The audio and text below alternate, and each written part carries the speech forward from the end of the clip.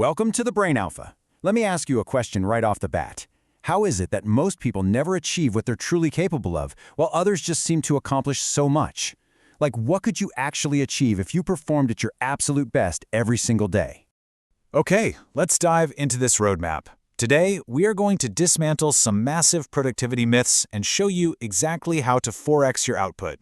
We'll be hitting the execution problem, the power of periodization, redefining your timeline, the neuroscience of vision, the execution system, and finally, keeping score. Let's jump right in. Section 1. The execution problem, or why knowledge isn't enough. It's a completely universal struggle, right? We often just assume that to accomplish something great, we just need to learn more about it. But think about getting in shape for a second. Most of us know the basic formula: eat less, exercise more. Yet nearly 2 out of 3 adults in the US are overweight. So clearly, knowledge alone does not equal success. The authors of our source material, Brian P. Moran and Michael Lennington, present a really powerful thesis here. We don't have a knowledge problem. We aren't lacking information. What's actually holding us back is an execution problem. We simply lack a consistent, reliable execution framework to actually implement all the stuff we already know. Which brings us right back to this massive, kind of emotional question. What could you achieve in 6 months, 3 years, or 5 years if you performed every single day at your absolute best? I really want you to invest in this thought for a second. There is a huge gap between your current performance and your actual potential. And the rest of this explainer, well, it's all about giving you the exact tools to bridge that gap. Moving on to Section 2, the power of periodization, or the athletic secret. To find our solution here, we have to look back at a really fascinating training secret that was heavily utilized to prepare elite athletes for the 1970s Olympics. So, what is periodization? It's basically an athletic training technique where you focus incredibly intensely on specific skills for just 4 to 6 weeks to massively increase your performance. But here's the kicker. This isn't just for sports. The beauty of periodization is that it fundamentally changes how you think and act in your daily life, and it gives you a framework to absolutely conquer your long-term goals.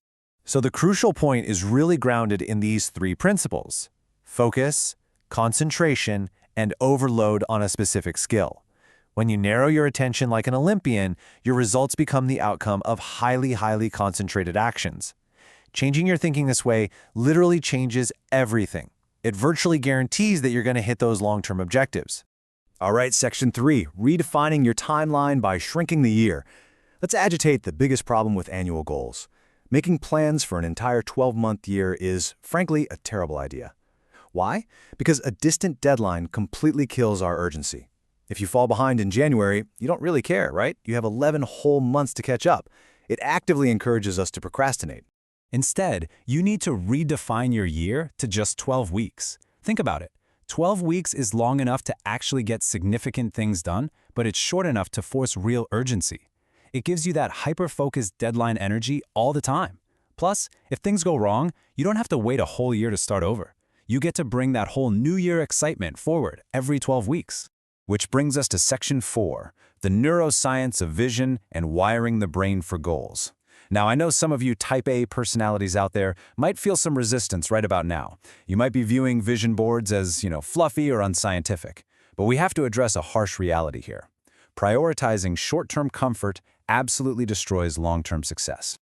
As Robert K. Greenleaf once said, behind every impossible achievement is a dreamer of impossible dreams. You absolutely need an emotional connection to your future. Why is that so crucial? Because when the weather is terrible and you just want to skip the gym, you need a stake in the outcome that is powerful enough to make you push through that short-term discomfort. Now, what's really interesting about this slide is the hard science behind that internal battle. On one side, we have the amygdala. That's the part of the brain that reacts negatively to uncertainty and avoids risk, just to keep you safe. On the other side is the prefrontal cortex, which drives your goal-oriented behavior. Thanks to neuroplasticity, by regularly visualizing a compelling future, you actually wire your brain to strengthen the prefrontal cortex. It literally makes it easier to take massive action. All right, Section 5, the execution system. It is time to shift from all this fascinating theory into some hard practice. How do we actually move from vision to daily action? Well, let's look at the practical execution system that guarantees success. And this brilliantly illustrates the exact 4-step methodology of the 12-week year.